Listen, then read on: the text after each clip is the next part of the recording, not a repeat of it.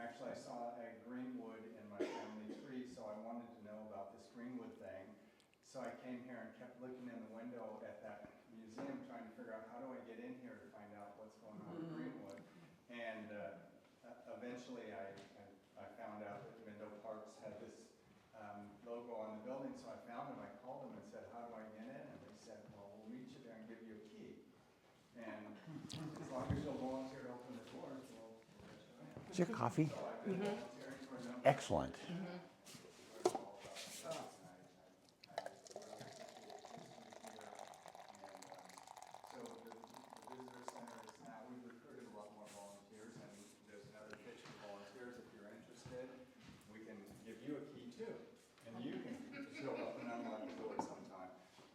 We have enough volunteers now to be open 3 days a week, and Fridays, Saturdays, and Sundays, so we appreciate that. And we work very closely with state parks. It's their building, it's their property, the state parks owns it, but they don't really staff it, so we need volunteers to keep that thing going. So we appreciate it, and come visit us anytime. And I would ask that you eat a lot, because we don't want to be carrying that stuff out of here. This is the last day, so eat a lot. Yeah. Okay? And thank you, Chuck, for coming again. Oh, you bet. Run on coffee. Could I say something really quick? Yeah. Yeah. I was born and raised here, and we grew up together. Yeah. A couple years ahead. The Ross family was a prominent family in Mendocino County history. His grandpa and his dad, I mean, the timber industry was what built this area pretty much. And Yeah. they're responsible for a lot of the history in this town. We are the history. Hey. Yeah, actually started with my great-grandfather who came to Casper in 1869 and started the Baptist church there and rode horseback from as far south as Navarro and up to Westport and beyond on different Sundays. We went to Scotland last October, and at a little museum in Tain, Scotland, where my great-grandfather was from, and we stopped in and got a 3-hour conversation with the curator there, and he was just curious about almost everybody in Tain. I said my great-grandfather was John Ross, and he said, well, you can't throw a rock in this town without hitting a John Ross. So they were curious about all the Rosses that left and went to the New World and stuff. So I promised him all this information. I got the pictures of the 6 John Rosses, the one big picture of the 6 John Rosses. All right, I lost the ability to attach a file to my emails, so I haven't, now it's been since October, and he's probably forgotten all about it. Okay, what happened here, last year I did 2 programs on the entire history of Cuffy's Cove and Greenwood from the 1850s through about 1965 or 68, somewhere in there, the end of the last sawmill here in town. I was focusing on the lumber industry, way too ambitious a program. It went like an hour 40 each session, way too ambitious. But we used to own the visitor center when I was a kid. That was on our property, and the vault and the hallway down the back to that little bathroom. All the old company ledgers were stacked in there, and about 6 or 7 years, about 1910 to about 1920 almost, Christian Science Monitor newspaper, bound full page size. Those are still in Bobby's garage. He's missing one. So that was all of World War I era. He's missing 1 volume. So what's in that 1 volume? The Titanic. A friend of his looked it up, and stole it. But anyway, Bobby rescued what? So my mother sold the property in '62. My stupid stepfather just took all these old ledgers and everything to the dumps. Bobby Beacon saw that happening, and he went down, climbed down into the burning garbage dump, and saved all these manuals. About 600-700 pounds of manuals of ledgers and stuff. I finally found them last time I was down here. The day I did that first presentation, I found them that very day in a shipping container in horrible shape. and I took them all out and brushed the mold off them, and we got them stored in Ukiah now where it's dry, and they're in a lot better shape now. So I'm working my way through scanning all of those documents. I estimate it'll take me about 140 years. So, but every time I do another one, I'll put on another show here about it, because this and the next presentation are based on the scans of those documents, the information gleaned from that. So there was a creamery in Greenwood, and we'll take a look at that. It was, that was it. It's the yellow building. Can you tell which one's the yellow building? That's better. Okay. So, yeah, it is right. It sat exactly where Boonville Avenue meets Highway 1. As a matter of fact, if you go to that intersection and look to the southeast, the inland side, there's a flat area. The old Coast Road used to run around inside it. That's where that is. The Coast Road ran, and that's the railroad going from up in the lumberyard down to creek level, right below it. All right, so that was the Greenwood Creamery, and I'll tell you its story. That, by the way, up there on the hill was Kentfield Ranch. That's the reason that gulch is called Kentfield Gulch. Very few people in town know that, but it is Kentfield Gulch. Kentfield was one of the ones who ran the lumber company for a period. Walter Matson, who should have known better, my grandfather did not get along with Kentfield, and Walter Matson offered the opinion that maybe they were just chasing the same girls, and he was just cranky with Kentfield. The fact is, my grandfather married my grandmother about 3 months after he got to town, so he wasn't chasing girls anymore. Not that there were ever very many to chase in this town, but anyway, that was Kentfield Ranch. Last time I was there, a couple years ago, the fruit trees were still bearing, although they haven't been pruned in 80 years. They could be doing better, but cherries and apples still there. All right, well, that's the creamery. Here's that was a close-up of this photograph. That up on the left, the light-colored building, that's the Roma Hotel, I think, wasn't it? Italian hotel. This is the Coast Road going down there, and it went around the creamery and above the railroad track, across the tracks, right down. We see that little stub of a white fence there, right in there somewhere. It crossed the tracks. You can see there's another photograph of a hunting party coming back in the little Winton speeder on the rails, and you can see the sign in the background in the original photograph. It says "Railroad crossing, watch out for the cars," which was always the standard back in those days. A couple of those houses might still be there, but certainly not all. Okay, it was incorporated April 12, 1901. The president was Frank C. Drew. Just to give you a little bit of background on Frank C. Drew, he was a California attorney. He worked for one of the governors. When L.E. White died, he left the entire lumber company to his son, Will White, ignoring his daughter, Helen. She sued, and then Will White died 2 years later, and he left everything to his wife, who was also named Helen. So we got Helen N. and Helen P. Daughter Helen sued daughter-in-law Helen over the inheritance, and Frank C. Drew pled the case for her in San Francisco court before a Judge Campbell. Oddly enough, Frank Drew worked for Campbell and Metzen law firm. He was arguing the case to his own senior partner. Somehow they prevailed. Helen Pauline Ramsey White married Drew, and she became Helen P. Drew. That's a name you will see in this town. There was a ship named that. There was a locomotive named that. That's how she became Helen P. Drew.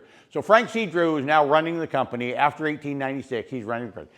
There was a doctor in town, Dr. Reese. Just because he was an educated man, they put him on the staff as vice president. And Edgar Bud Salsig was the director of the corporation. E.B. Salsig ran the lumber company at Glen Blair, and my grandfather worked for him there. So when Salsig came here to Greenwood, he brought my grandfather down with him and he ran this operation. Salsig ran the San Francisco, the big business end of it. So that was the original directors. And why did they have a creamery? Oh, by the way, they sold stock in. So they incorporated, they sold stock. We know at least those people owned those shares of stock. There's some good old Cuffy's Cove names there. The Buchanans and Conways were of Cuffy's Cove. Snug owned a saloon. Mel Gilkison was the company bookkeeper. I have his signature in most of these old documents. Hugh Buchanan, also Cuffy's Cove, and later Greenwood. Frank Drew. Harry Emery was, he was an official. He was one of the managers of the lumber company. And John Matson, of course, that was Bob Matson's grandfather, I guess. And we don't know how many shares Simmons owned. Maybe that's the Gulch. Okay, Albert Schiller, A.W. Schiller, owned 20 shares of stock in this thing. That is Dorothy Kong, Dorothy Sankla's great-grandfather, Albert Schiller. And we'll find his name from time to time around here. So here's the stock certificate. This one belonged to Albert Schiller. There's 20 shares, signed by Mel Gilkison and Frank C. Drew. This is among the documents I recovered from the shipping container. That's pretty cool. 1,000 shares, $10 each. So he owned 20, but $200 investment in 1901. Significant amount of money. Here's another one. Oh, A.W. Schiller gets another 13 shares. He evidently thought it was a good idea. I believe Schiller probably had a dairy herd of his own. So what else can I learn about this guy? Well,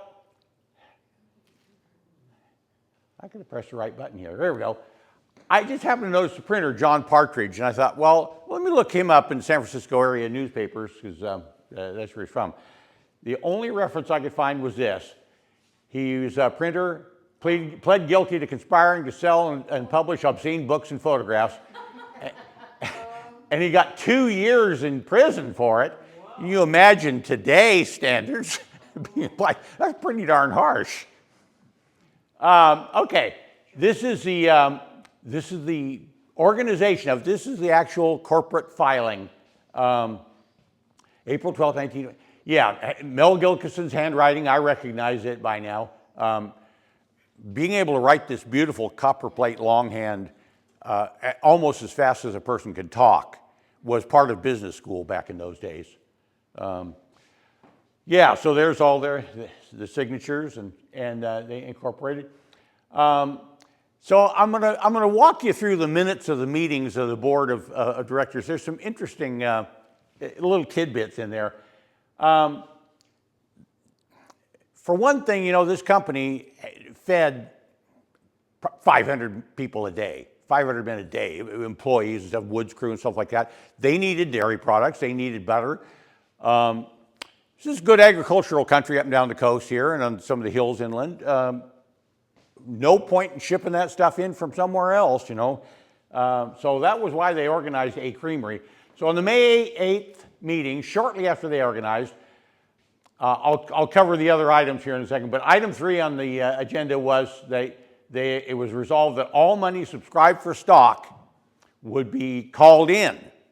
Now, time to pay up for the stock you obligated yourself to. And item 4, that all money on hand be paid to the L.E. White Lumber Company on account. On account of the L.E. White Lumber Company donated the land, donated the lumber to build the building, probably donated the workmen who built the structure. They financed the entire thing up to that point. They wanted their money back, at least that portion of it. So rules of order, really standard business practices in the day. Item number 1 was always the date and time that it was called to order and who attended the meeting, right? Item 2 was a reading of the minutes of the previous meeting. Item 2 in almost every case in these records said we waive the reading of the minutes of the previous meeting. But if they had decided on something that was going to be gather more information and decide on the following meeting, then they would cover that. Anyway, we'll talk about items 3 and 4 mostly.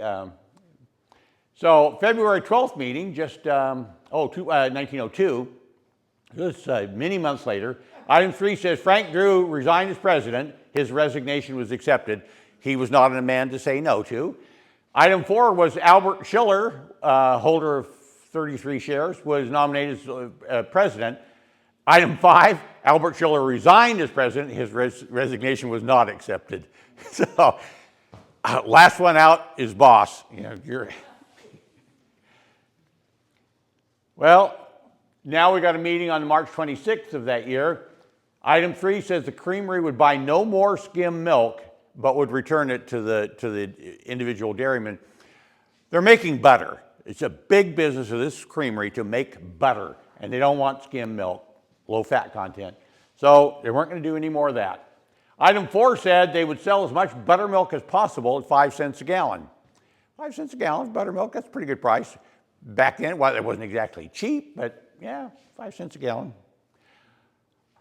Item 5 said butter would no longer be sold at the creamery.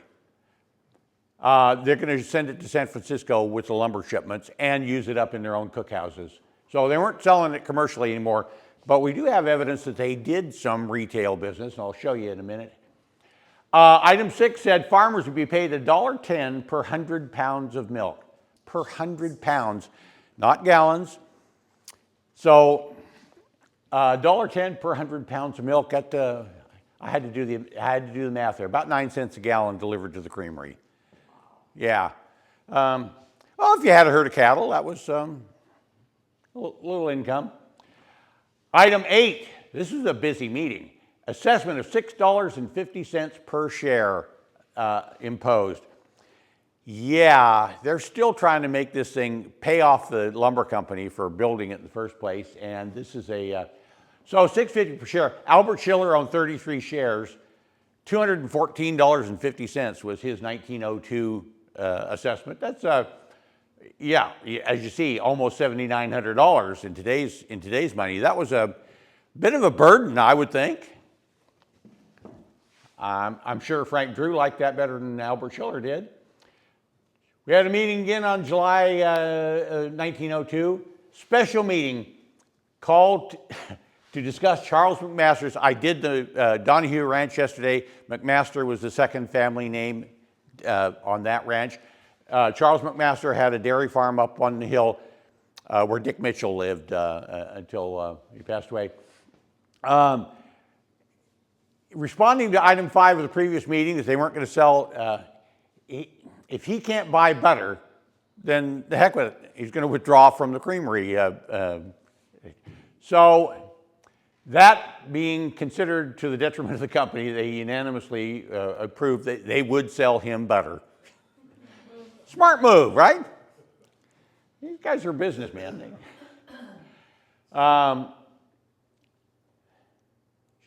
Blank page. How about now we're into August. Moved, seconded, and approved that the creamery shut down indefinitely due to unavailability of milk. I didn't think of milk as a seasonal crop, but there you are. So the creamery shut down. That was 1902, open for a year. Oh, but they had a meeting again in December of that year. They resolved that the existing board directors be kept. Sorry, Schiller, you can't quit. They moved and seconded that E.B. Salsig be elected director in place of Dr. Reese. I don't know if Dr. Reese left town or simply didn't want to be involved with it or what, but E.B. Salsig was on hand and a man of some ability. I got to tell you a short E.B. Salsig story. Just before he came to Glen Blair, he had a mine in Total Wreck, Arizona.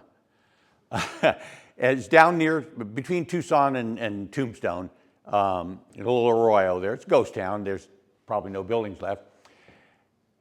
He had this mine, and it was proven up pretty good, and he was making a little bit of money. And he was writing letters to his girlfriend, I think back in New York, and he kept her letters rolled up in his shirt coat pocket. And there was some contention over the ownership of the mine. And he was walking down the street there in Total Wreck, Arizona, late at night, and a guy stepped out from between two buildings and shot him in the chest. Well, the bullet went through all the love letters and barely broke his skin. But so it saved him a good deal of aggravation. So he decided he better marry that girl. She was good luck. So that was his wife. I forgot her name. Anyway, that's E.B. Salsig. A couple weeks later, they have another one. They're going to elect C.J. Buchanan as president. Schiller gets his way finally. Item 4, John Conway going to be vice president. I knew John Conway. Yeah, he was Joe Conway's uncle. I thought it was his father, but he was his uncle. Item 6, that price be established at a future meeting to buy steam power, or rent steam power from the sawmill. They're going to run a steam line up the hill to the creamery. They've got to attach, come up with a price to pay for the steam. So here's an item that's going to be carried forward to the next meeting, right? And that is going to be significant because there's a fable about Greenwood and what happened in 1903 that I think I got to disprove. So February 18th, the following year, they're going to charge, the mill's going to charge them 15 cents for every 1,000 pounds of milk handled. That's the only way to do it. We don't know how much steam you're using, you know. It's not like you can meter it like gasoline or something. So yeah, 15 cents per 1,000 pounds of milk on the books, handled. And the creamery would resume operations in February, and they were going to hire a butter maker, Mr. Buller. Salary $50 for the first month, $60 a month thereafter. That's a good middle wage. I have the wages for the L.A. White Lumber Company, the mill workers and the woods workers. An ordinary laborer, a green chain puller might make $30 a month. The sawyer, saw filer, probably $90 to $120 a month. So it was an okay wage for a butter maker. All right. In June, moved by Salsig, seconded by Conway, and approved that the creamery shut down indefinitely on July 1st.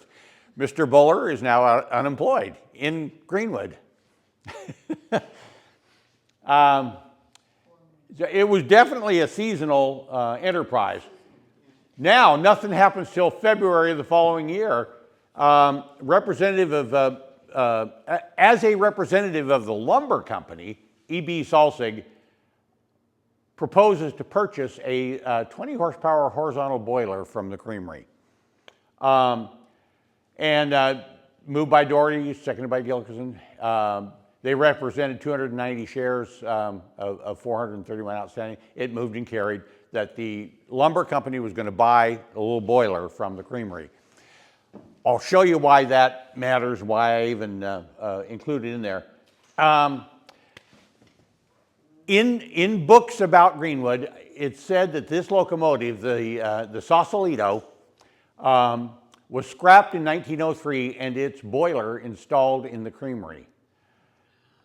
There is no mention of such an event in the minutes, which cover all of 1903. And look at that boiler. You can make a lot of butter with a boiler. I mean, that's just way huge. It's almost as big as the building itself. I don't think any such thing happened. I'll go on with that. That's right there. The building on the right, you'll notice it doesn't come all the way to the ground. That's the hoisting works for the wharf. The warehouse is on the other side of it. That warehouse stood until the 60s. This was the hoisting works for that. And this building I never saw, but the electrical shop was over here. That locomotive was the oldest one on the scene, by the way. It was built in 1873. It was the North Pacific Coast Railroad in Marin County and into Sonoma County. This was their engine number 1. And in the 1880s, it was brought to Salmon Creek, and then it was brought to here to Greenwood. All right, here's what we do know about that little boiler thing. Well, in 1902, a new boiler was acquired for that locomotive. That's in the company records, in the lumber company records. They bought a new boiler. Now, what we don't know is whether that boiler was ever actually installed on the locomotive. By the way, there's a locomotive almost identical to this one, narrow gauge and all, in the museum in Sacramento. Really looks a lot like it. Its boiler is wood. That one may have been, well, what you see there is the jacket around the boiler. It's called Russian steel jacket around it. That isn't the actual boiler. So it may have had a wooden boiler. What we don't know if it was what we do know is in 1903, the company bought a Shea geared locomotive, and it was shipped by rail to San Francisco, dismantled, and then by steamer as a replacement for the Sausalito locomotive, the one I just showed you. So 1903, they replaced that locomotive. There's another little mystery here. We're pretty sure about this part. Somewhere around that time, the Sausalito, boiler and all, rolled a rail over or parted the rails or something and fell over on its side into Alder Creek. And it was left there, abandoned there. I have walked up and down Alder Creek twice trying to find it. And I think I know about where it is. Ralph Bean told me exactly where it was, but Ralph couldn't read a map real well. Anyway, we're going to find that thing. There is one locomotive in Greenwood Creek. I know where most of that one is. All right, so that's a little mystery regarding that locomotive. Yeah, where's the creamery? Yeah, it's over there on the hillside, right there. So you can see how the county road came around it, and then just above the Elk Cove Inn there, across the railroad right there. And so we have a few pictures of the creamery and related things. That's the interior of it. Pretty cool that we have a picture of the inside. I see a little belt driving some machine. Oh, I guess that's a butter churn right there. Oh, I thought I had this marked, but those two casket-looking things in front are tubs of butter. Must be several hundred pounds, and that I believe is what they put on the ships to go to San Francisco. This is outside on the east side, on the Coast Road side, and it's an old picture, the Creamery Express. The words above the window and on the sled were actually scratched onto the negative. They weren't actually painted there. The common photographer's trick in those days. This is the Jensen house. Jensen was the last owner of the creamery, and I'll come back to the ownership thing in a minute, but I lived in that house for a while. That's the second house out on the point now. Corporate records end entirely in 1904. I think the company probably divested itself of it. Here's another little piece of the story. It's not very well documented, but in May of 1917, the steam schooner Alcatraz left its moorings over there under the wharf and headed off for San Francisco late at night and steamed straight into Mile Rock. Smashed in her cutwater, the bow was just shattered. It's probably started seams all the way along. She was sinking. Captain Arthur Krause ordered abandoned ship, and it drifted unmanned in and stuck up against Greenwood Creek Beach. The crew went back aboard and threw the lumber off into the water, and they haystacked it there on the beach. And that little longboat right there was out there to recover the butter shipment. The Helen P. Drew steam schooner was in town. It was put on board that and went on to San Francisco.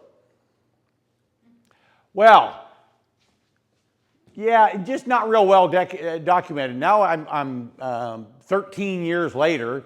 Greenwood Creamery's competing in the exhibit, fairs, and so they're still evidently doing business.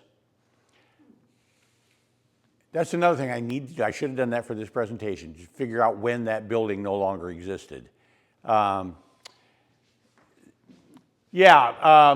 here's a story that says it was sold to a Western Refrigerating of Petaluma, and the very next week, the Mendocino Beacon, the company denied that they had sold the creamery. It was a little fake news, 1919.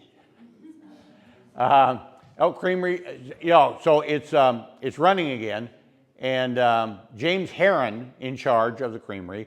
Joe Walsh will move to Greenwood. He had a Bridgeport Creamery. I think they had a creamery in Manchester, and Bridgeport was a little bit of a town in those days, so It's changed hands again. So obviously the lumber company has divested itself of the creamery, and Mr. Gaspar of Fort Bragg, who was a butter maker there, a fine wool clip from the Bonee Ranch. A Loomis party, C.A. Jensen. So that was that house I showed you earlier. That was Jensen, and there's also an N. Jensen. I don't have his name. Jensen family. And their descendant was a docent here at the visitor center, and I don't remember her name.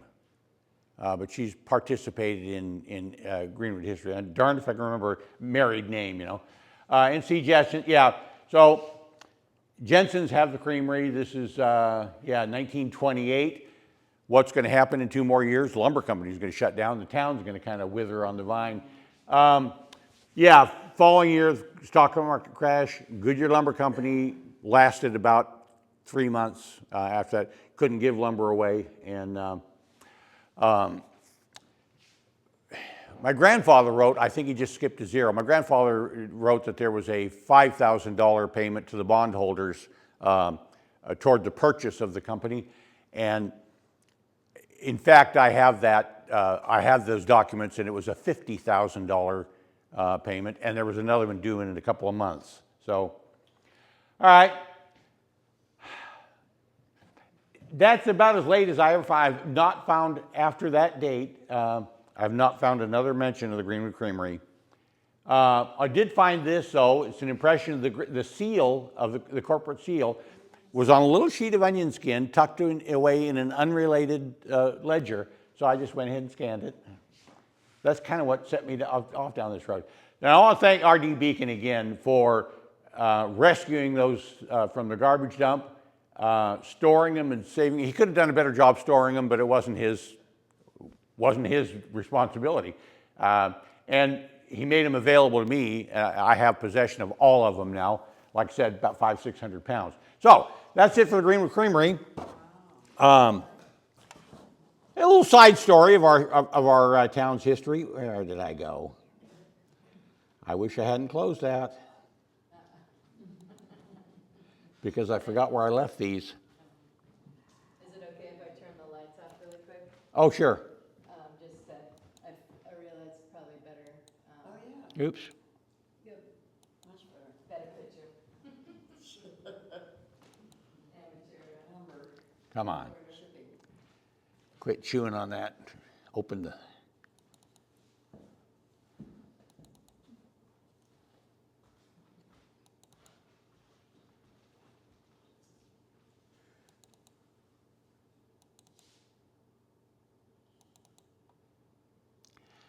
Okay. I want to talk about shipment of lumber from here, the product shipment from Greenwood. It was an interesting story in itself.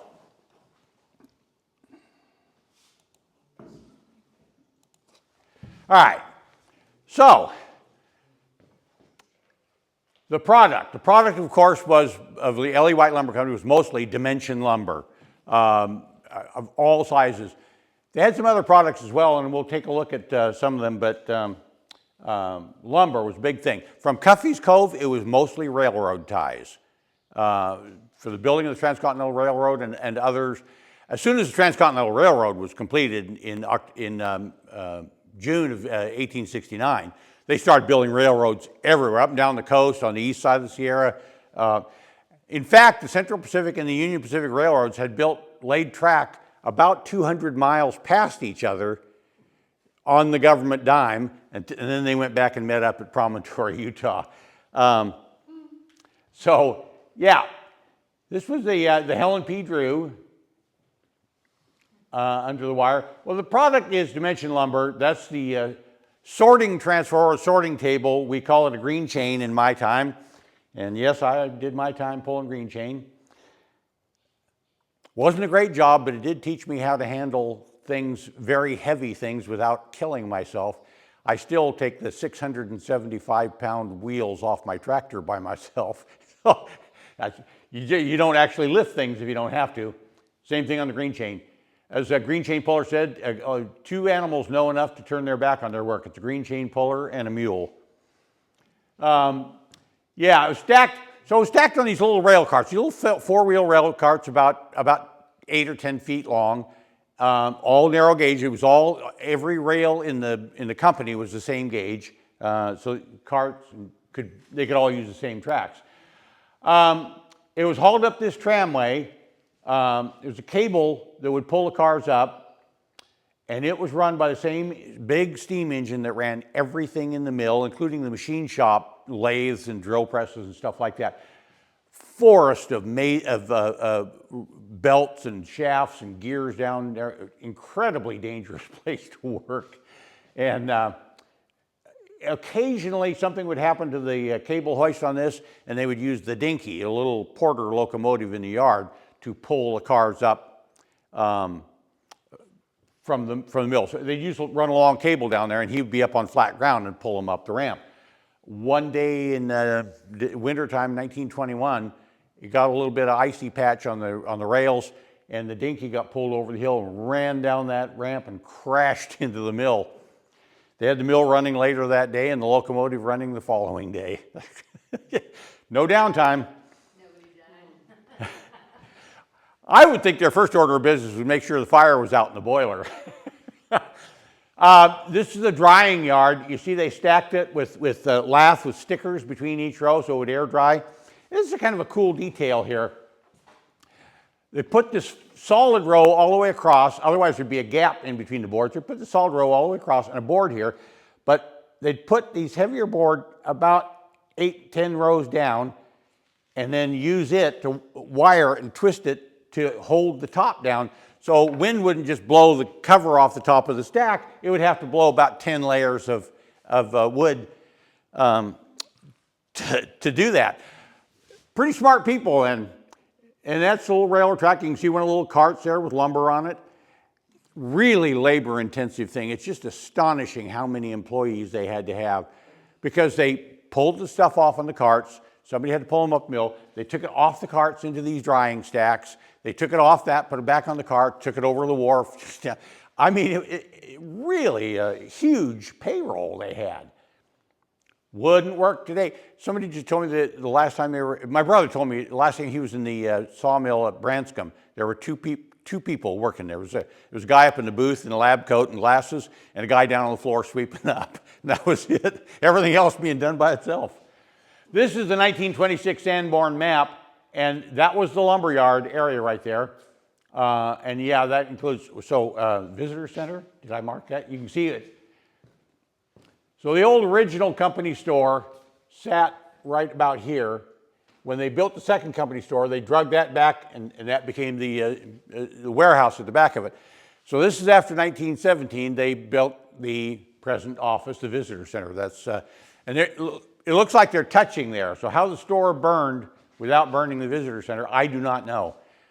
Maybe it just gutted it with fire. Maybe they got, it didn't burn through or something. But anyway, that's the. That was the lumberyard. There's a Google Earth view, about like that. This is kind of interesting. When Ann Daniels let me scan all of the photographs in the visitor center collection in the 90s sometime, I think, well, maybe early 2000s, as I'm walking out the door, I catch this upper picture. It's a big, long panorama. It goes from Greenwood Creek all the way up to Cuffy's Cove. Big, wide panorama. That's only the middle third of it, maybe. I unpacked my computer, got my scanner back out, set the table back up, and I scanned that in 3 passes and stitched it together, and I colorized it. In 2016, Dick Mitchell drove me out to the end of the hill there, and I took that picture, and I got almost exactly the same angle. That's an interesting comparison. Here's how the lumber was handled in the yards. Guy on each end of it there, and they're going to stack it off onto those timbers on the ground. You can see the back of the company store there, the back of what is now the visitor center, and the old company hotel across the street. Really peaky roof there on the annex. I think this picture might be distorted a little bit because of the projector. It maybe should be a little bit wider. It's a PowerPoint thing. This is after 1916 and before 1929, because the company office is there, and the store hasn't burned down yet. Yeah, after 16 before December 2nd, 1929, yep. Man named Fred Ryder, I only know that because it was written on the back of the print. But this is kind of late in the show. That's the company hotel in the background, the 6 dormers on the south, 3rd floor, south side. You see the tall fence coming up to the 2nd floor windows there, just to the right of the hotel. There's a clay tennis court. That was still there when I was a little kid. Don't know who had that built, but there it was.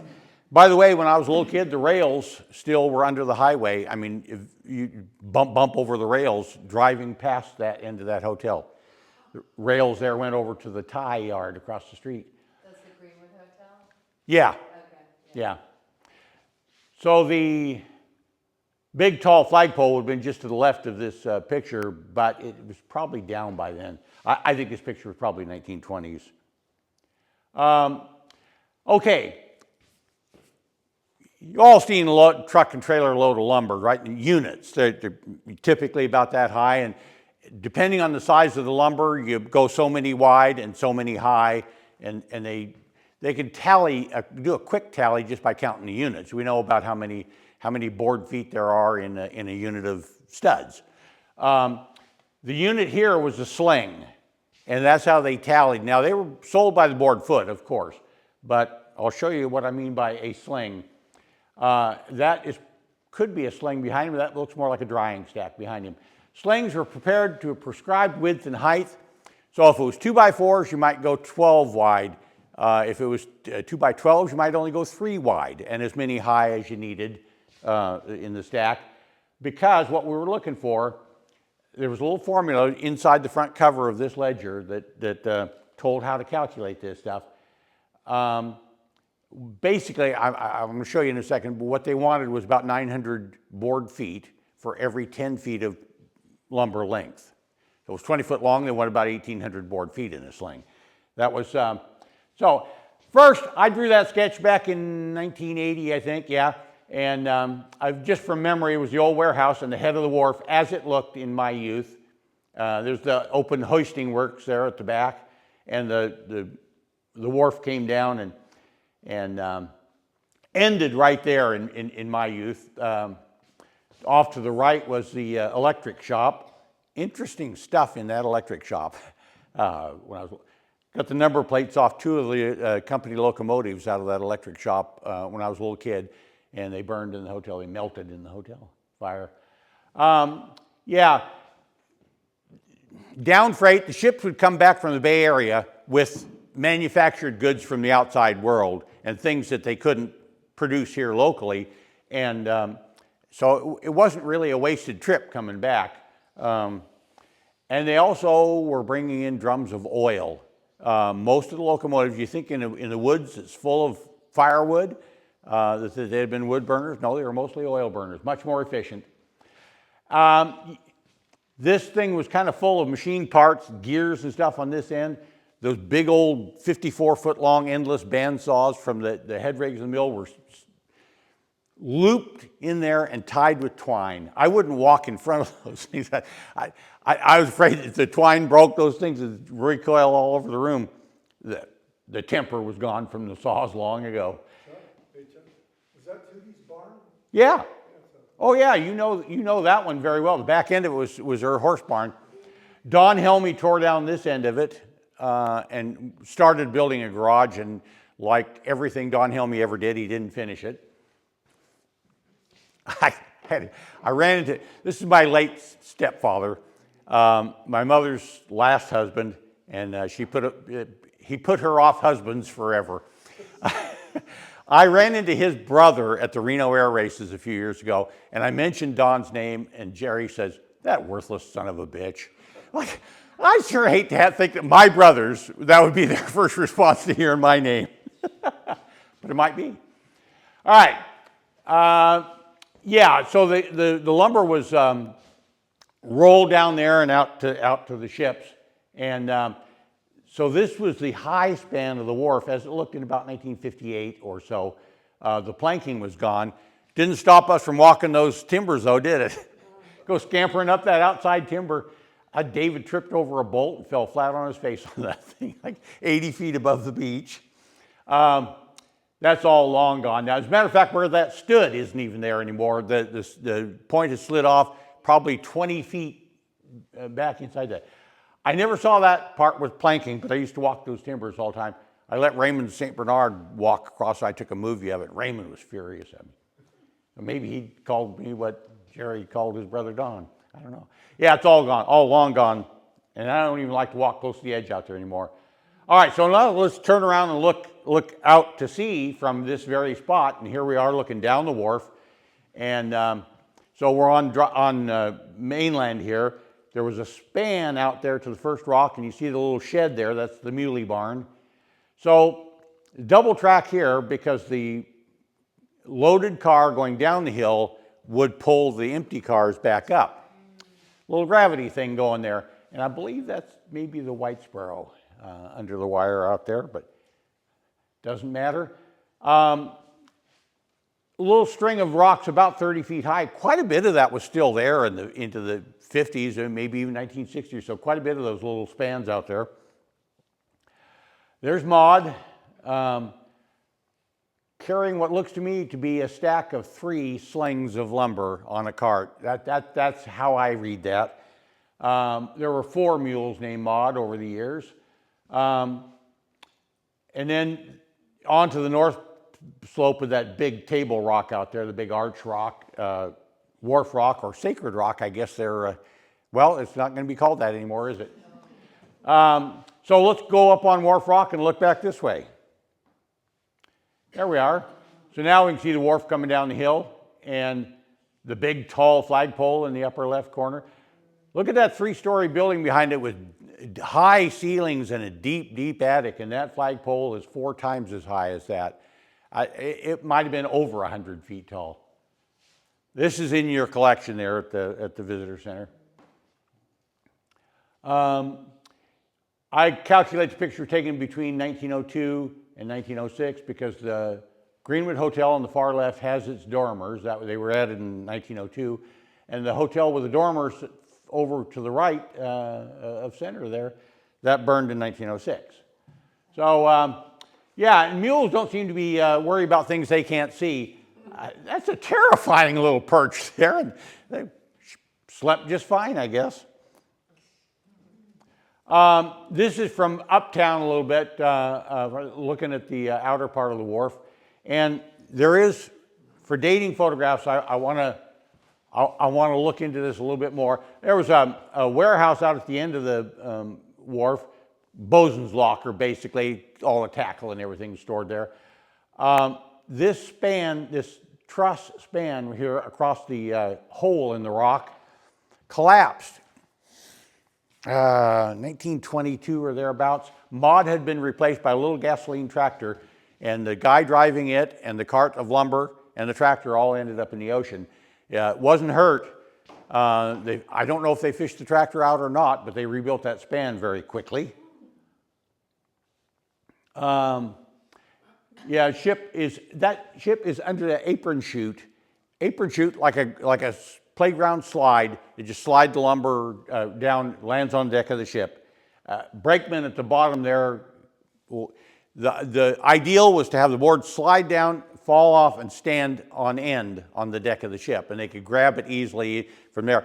All that was hand-loaded down below decks into the ship. They cubed out the space below decks, sealed the hatches, and then stacked it on the deck until the main deck was just about at sea level. Then they'd pile can bark on top of that. These were basically a floating lumber raft with a steam engine. That was a picture I took just a few years ago, and kind of the same scene. Only that one piling just to the left of the cave in the rock. I noticed that thing is leaning over a good 30 degrees now. I give it maybe another year or two.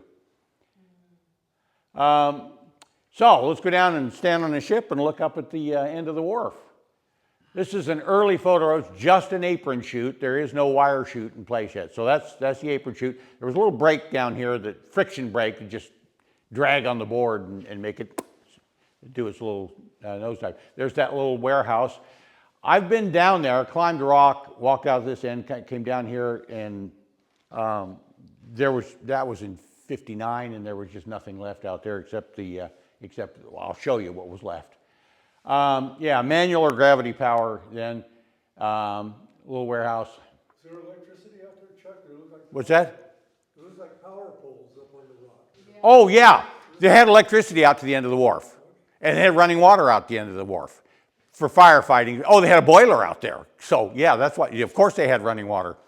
Yeah, this is a little more distant view. This is Walter Matson's place. I don't remember who owns it now, but yeah.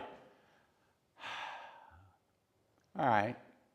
So there's the head of the wharf, and it ran out that way. Yeah, Muley Barn Rock and Mile Rock. The rock in between, the Wharf Rock and Casket Rock, I don't know. I've never heard a name for it, but it figured in the shipping operations here. They had mooring points out on that rock, and they used to send sailors in a workboat out and go ashore on that rock to deal with the mooring. That was how those 3 men drowned. It was 1897, the 3 sailors drowned, boat capsized. Really rare for a man to know how to swim back then. Really unusual. It seems like a survival skill, but yeah. So a ship under the chute there would be moored to that rock. There are ring bolts in the bedrock in the ocean bottom out there. There used to be buoys and mooring attachments at the surface. I've abalone dived out there. That used to be my abalone orchard. There's ring bolts in the rock down there. So we'll go on top of that rock and look back this way. Well-known photograph, but it's from that outer rock. This is much later in the operation. In fact, this is 1904.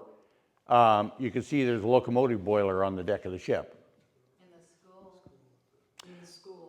And the school has been built, and the Catholic Church has been built, but the harbor house and the next 3 houses were not there yet. So they were built in about 1917, so we know it was before that. As a matter of fact, I think I have some dating. Future location. Yeah, so, and the Chisholm chute was off St. Anthony's Point. You see the boiler room. You see the chimney coming out the top of that thing.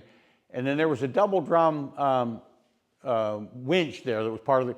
So there's, out beyond the ship, on the starboard side, there is, I think that might be a buoy right there. There's another one here. The mast tops were made fast to those to keep the ship from tipping as they slung a load between it and the shore, because the rigging is up here in the foremast, and so the ship was moored in place, and then the masts were guyed. It's a steamer. What does it need masts for? You know, it's the rigging. They were about to sling that locomotive boiler ashore. So the cable, the winch itself.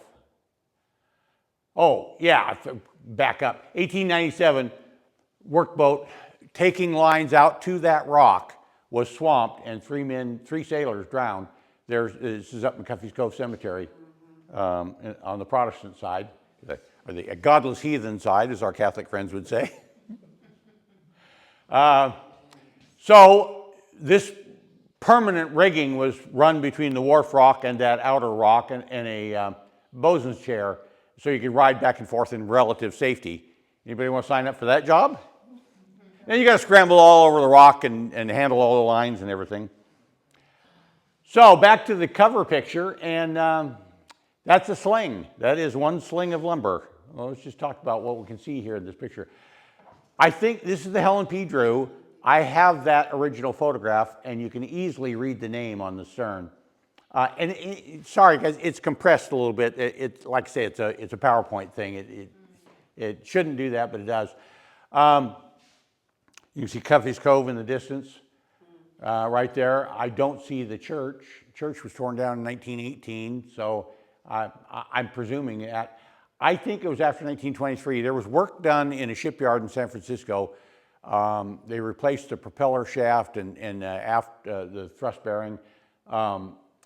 if they're working on the back end of the boat, it might be where they took the second mast off it, because it originally had two. Well, that's the wire chute. It's carrying the load out there, and you can't quite see it, but the masts are guide to buoys on the other side. And that is one sling of lumber. I mentioned that earlier. That was the unit for tallying the product put aboard. How many boards would that be? Oh, I'll show you in just a second. Okay. Yeah, it's a good question, because that was the first thing I wanted, was their formula for tallying. The first two boats the company acquired were the Greenwood and the Whitesboro. They were both built by the same builder in San Francisco. They were nearly identical, but in good photographs I can spot a few little differences, little detail differences. The next two, the Alcatraz and the Alcazar, were built by two different builders, and they look nothing alike.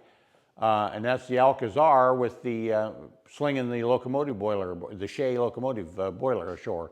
So after 1887, they've got all these 4 ships. All this is under Ellie White's ownership. In 1904, they added the Helen P. Drew, another builder entirely. She's built in Washington State and brought down here. So now they got 5 ships, but they're not going to for long, because in 1907, they sold the Greenwood, and the Alcazar was wrecked up at Needle Rock. So now we're down to 3. 1917, they sold the Whitesboro, and the Alcatraz was wrecked. So now they're down to 1 ship. Now, I don't have good records of this yet, but I'm chasing this down. I have many reasons for believing. Well, I'll talk about that Alcatraz wreck. We already had a look at it, same picture. So they're down to 1 ship. So ships of other flags called here at Greenwood quite a bit, and I'll show you a partial list of that. But I have reason to believe that at some point around 1920 or so, they bought the Phoenix. It called at Greenwood many, many times. It's in the shipping news from about 1920 on, calling here at Greenwood to the very end. Yeah, so the Casper, and I think this is the second Casper. It's a pretty good sized boat. I would make that about 900 tons or something. They're about 2-3 times as big as the Alcatraz. Nothing up there at Cuffy's Cove, just hardly anything. They're just probably pretty late in the show. This is the Phoenix. She was launched in about 1900 or 1901 for John Kimball of Cuffy's Cove. She was built for John Kimball of Cuffy's Cove. She was moored in Richardson Bay and caught fire and burned to the waterline, which is about 2 years old. They rebuilt, the hull was solid enough, they rebuilt the ship and launched it as the Phoenix. It rose from its own ashes. The Seafoam called here quite a bit. Famous, that was your passenger, that was transport Mendocino to San Francisco. Everybody went on the Seafoam. The Brunswick, this is it leaving Fort Bragg, good sized steam schooner, called here at Greenwood many times. The Pasadena, or Pasadena, as Rowan and Martin used to say. The Cleone, here many times, small steam schooner, probably under 200 tons. So here's the inside cover, talking about the slings. Average sling 26 inches high. So if we had 2x12s, there'd be 13 of them in the sack, and probably 3 wide. 34 inches wide. To what? I don't get that, but using this, loading the HP Drew, how many layers, I'll show you what I worked up from this. You have these boards, 2x12s, for example, would be 3 boards wide, 13 high. That would be a sling. It would be about 900 board feet for every 10 feet of product length. So the arithmetic was pretty easy at that point. And the yard men knew to stack, exactly how to stack these things, or they wouldn't have a job for very long. So if this stack was 12 boards high, that would be, we're looking for about 900 square inches to make that board foot rule work out. So it might have been 12 and a half, or 12 plus a board or two. Here's the ledger, here's the first page of the record of shipments from the wharf.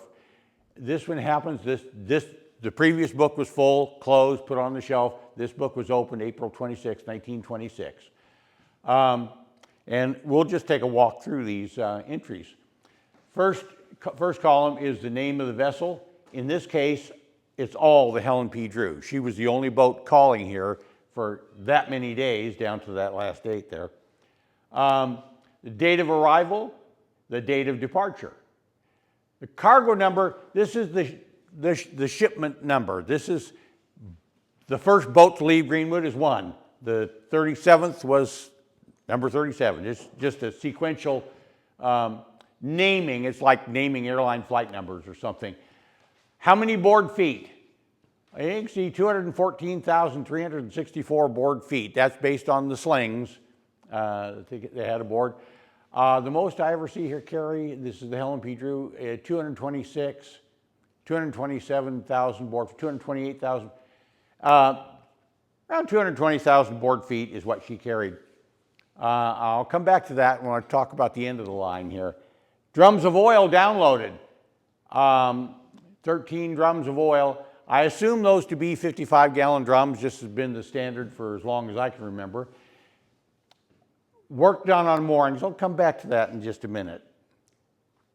Down freight, 7,200 what? Feet of rope, is that what that says? And then the next column is the hours spent loading lumber. I'm going to give you for example here.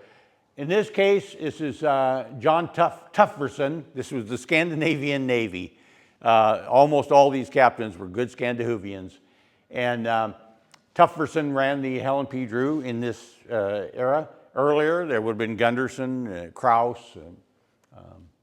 All right, take the first entry. This is a 4-day stay. Later on down there, it's in and out the same day or just overnight, just a 1-day stay. This was a 4-day stay. But if you look across there, work was done on all moorings. So they had to resling lines and stuff like that. Maybe they hadn't been shipping for a little while. Number of oil drums, it's 7 to 10 is typical standard, and I got a problem with that. That equals 320 barrels of oil in the 155 days in this ledger. That's 133 work days. That's only 132 gallons of fuel oil per day. Doesn't sound like enough to run a mill or even all the locomotives. That just sounds kind of light. They must have gotten it by other sources as well. But I know all the locomotives were converted to oil burners. It just doesn't seem to be enough. I can't really make sense of it. Well, where'd the lumber go from here? I love that picture, the wheelhouse of one of the steam schooners, standing on the deck on the lumber load.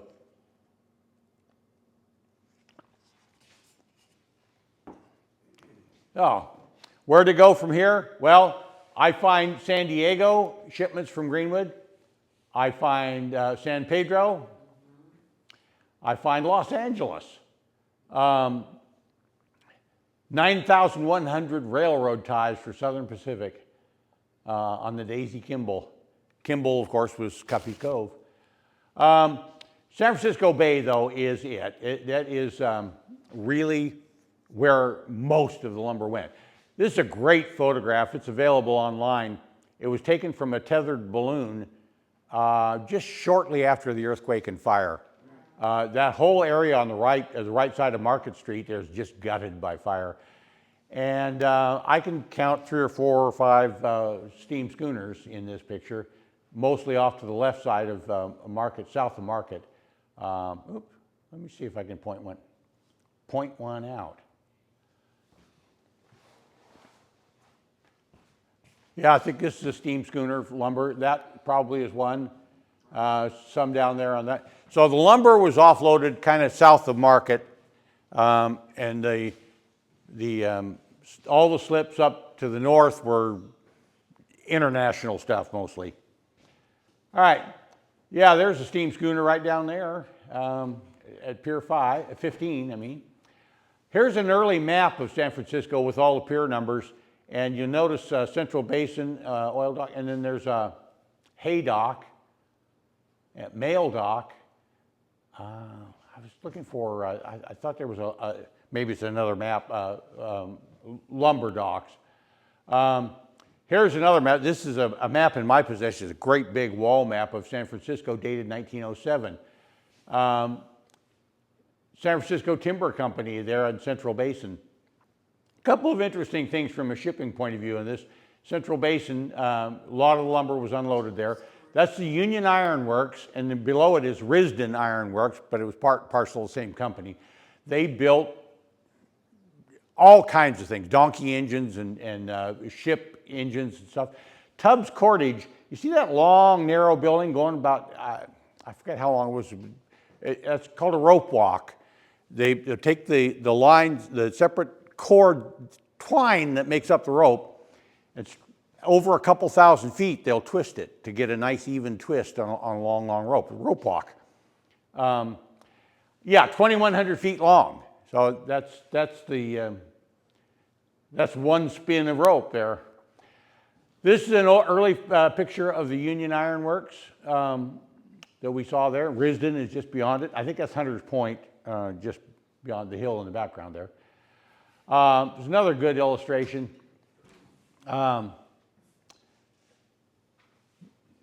Oh yeah, and Mission Rock up there just offshore, about halfway up.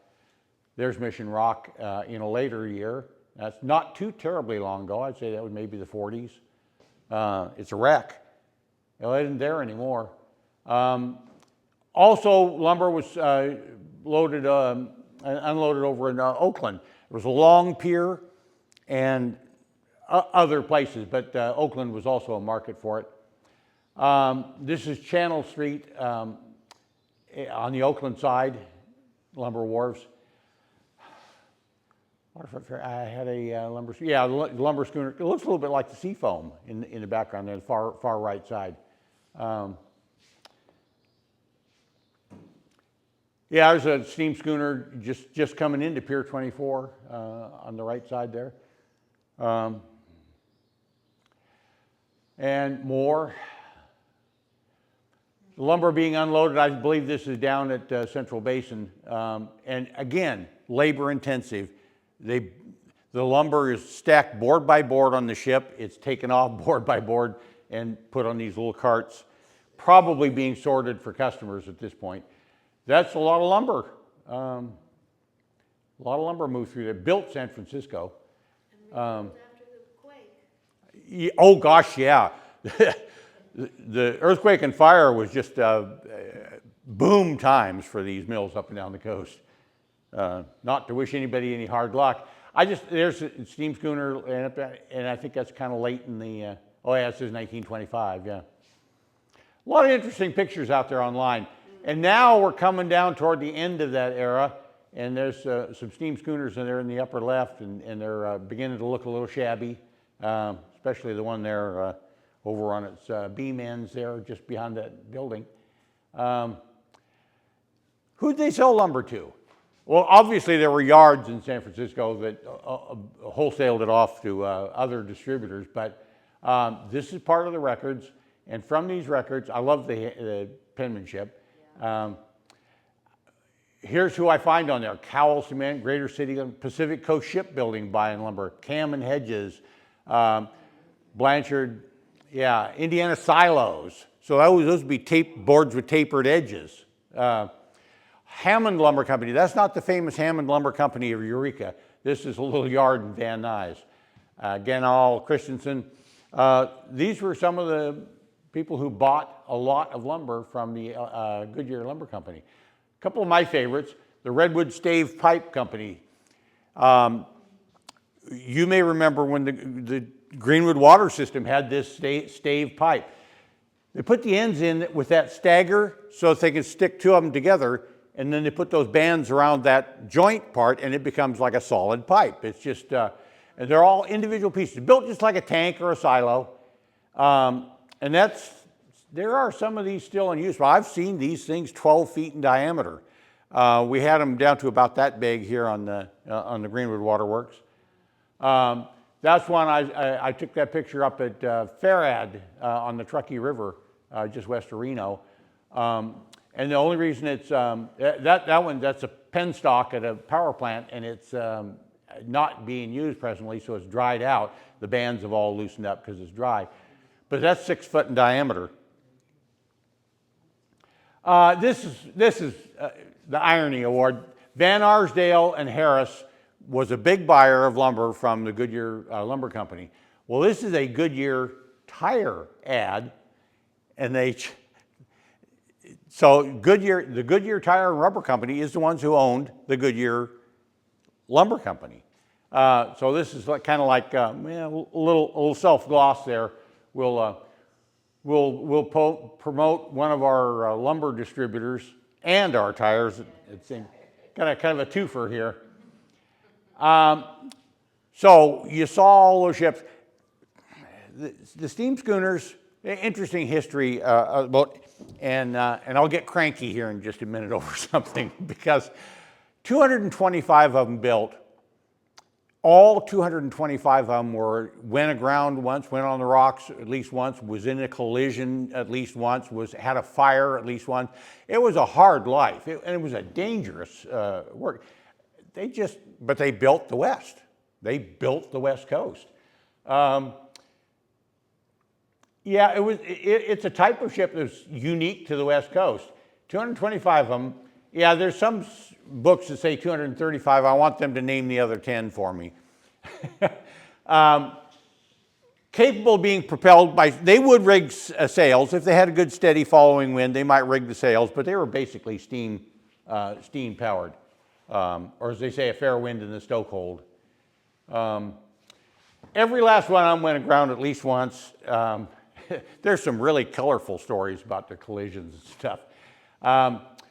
But it was the Great Depression and the proliferation of paved highways that doomed the steam schooner as a viable piece of this industry. I did a little quick calculation. Over-the-road lumber truck can carry at least 20,000 board feet of lumber, where the steam schooner is about 225,000. So 10 to 12 lumber trucks could carry the load of one schooner with a crew of one. Well, 10 to 12. Steam schooner probably had a bigger crew than that.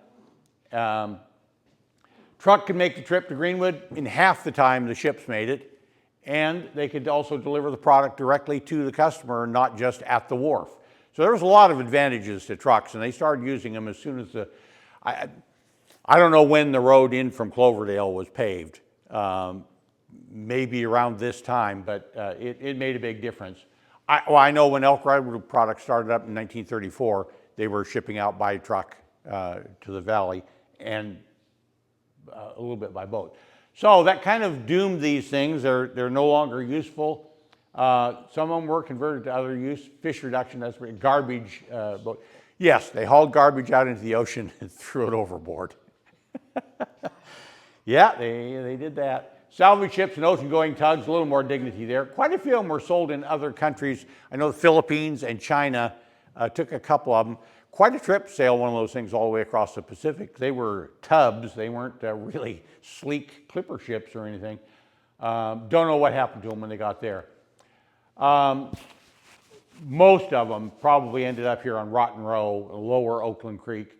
That's a sad sight. Yeah, and a ferry boat that was no longer useful. That wooden hull, that was somebody's pride and joy at one point.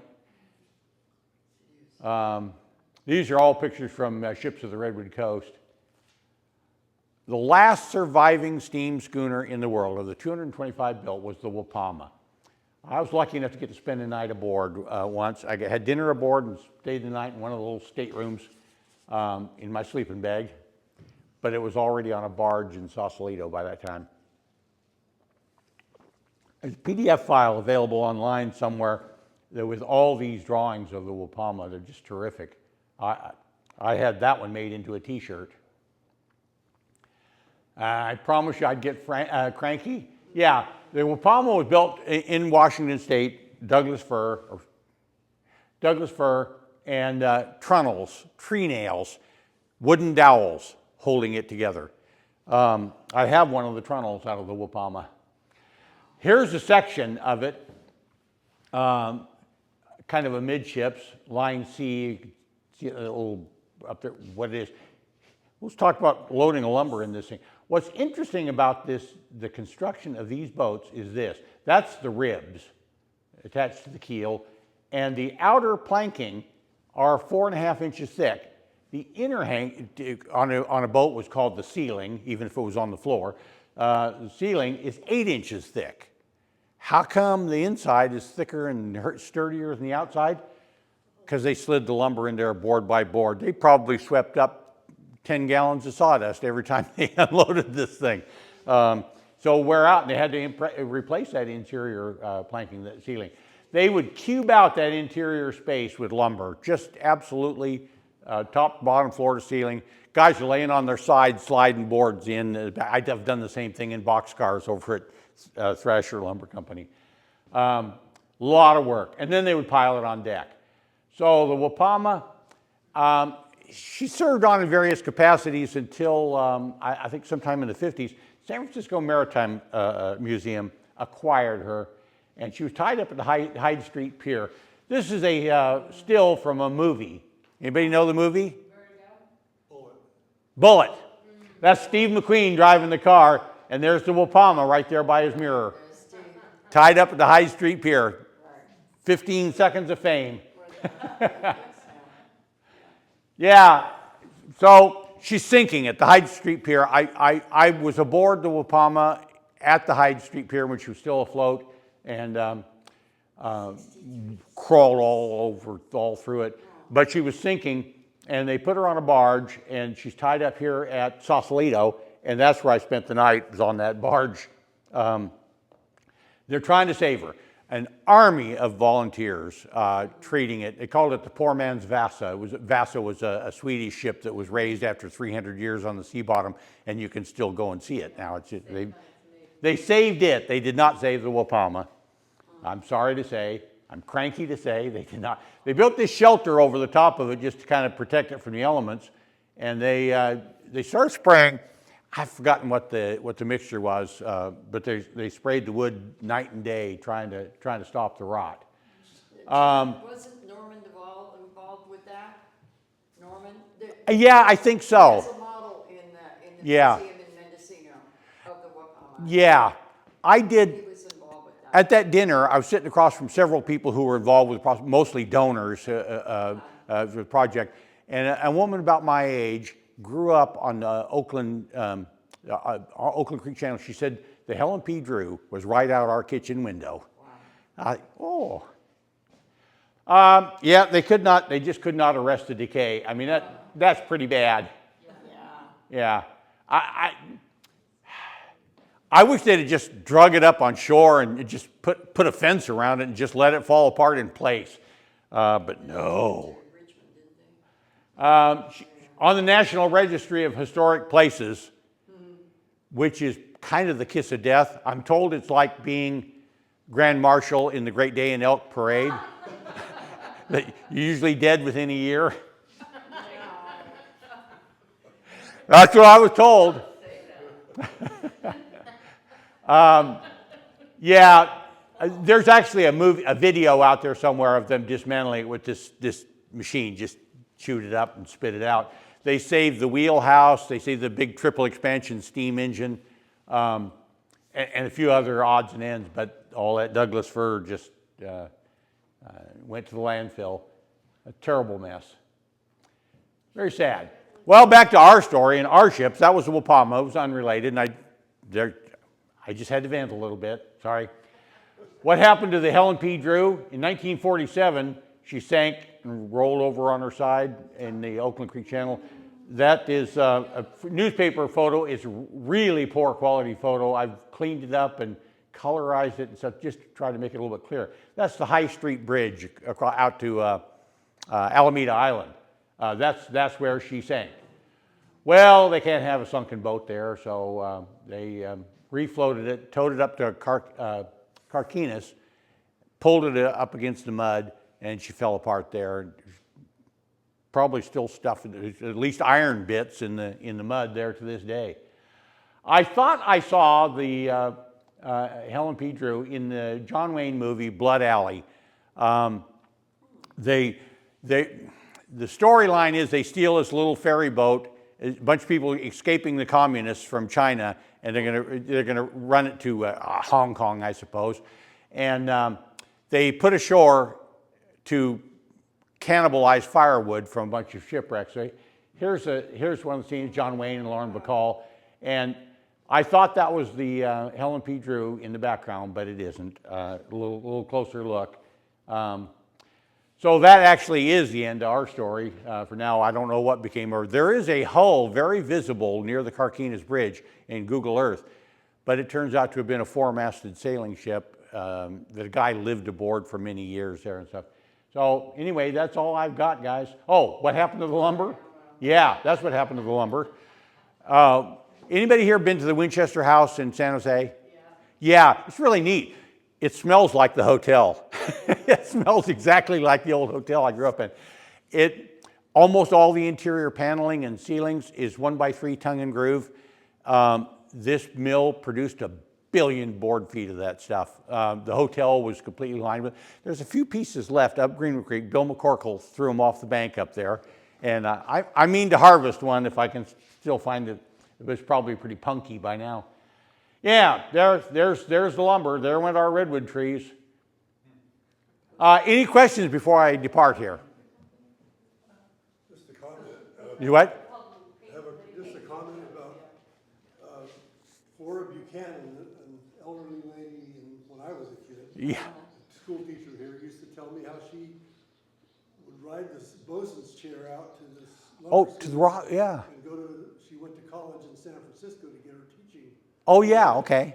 Oh, neat. 25 cents it cost her to ride the lumber schooner to San Francisco. It took all night and all day. Oh, yeah, exactly. Yeah, it was about a 12-hour run or something, 110 nautical miles in 12 hours.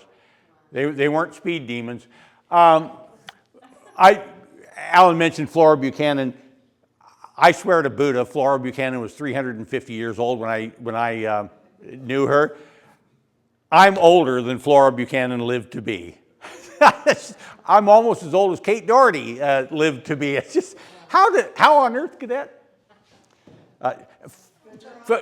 Yes. Did the Wapama end up in Richmond? Or Yeah, over on the East Bay side. Yes, Richmond. Yeah, dismantled. yeah, exactly. That's those scenes there of it. Like Yeah. the Rosie the Riveter Yeah. Museum, right? That whole area. I wasn't aware of that, but I gotta go see that.